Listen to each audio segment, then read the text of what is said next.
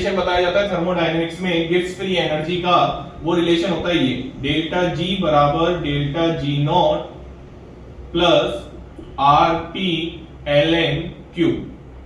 यहाँ पे आप एन भी रख सकते थे, मैं अभी अपन एक मोल की बात करें तो आराम से R T L N Q की बात कर सकते हैं, ठीक है।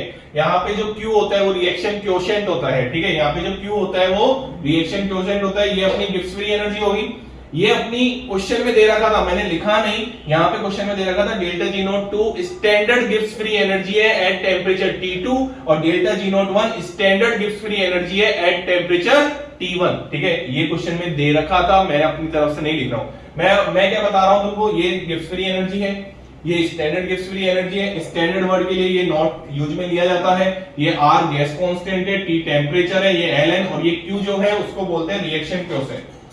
क्या बोलते हैं बेटा? रिएक्शन क्वोशिएंट, ठीक है। बात समझ में आ रही है? तो अब अगर हम एट इक्विलिब्रियम पे देखें तो रिएक्शन क्वोशिएंट क्या होता है, यहाँ पे इक्विलिब्रियम में बहुत बेसिक है, ठीक है, मैं उस पर बात नहीं कर रहा हूं, मैं डायरेक्ट आता हूं एट इक्विलिब्रियम पे।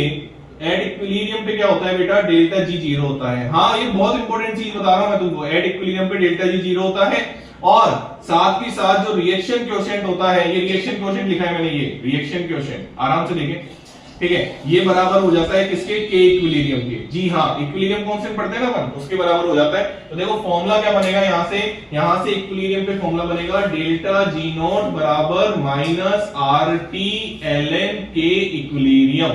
पहले हमने फॉर्मूला बनाया है और ये इतना इंपॉर्टेंट फॉर्मूला है, बहुत ज्यादा काम में आता है, बहुत ज्यादा काम में आता है। तो आप इस फॉर्मूले को देखें, इसी फॉर्मूले से हम क्वेश्चन सोल्व करने वाले हैं। अब अलग अलग टेम्परेचर पे निकालना। देखो ये T2 टेम्परेचर पे दे रखा था और ये T1 पे दे रखा था, क्वेश्चन में दे रखा था, मैंने नहीं लिखा मेरी तरफ से, ठीक है। और इसके बराबर हमको ये करना है, चलिए। और x की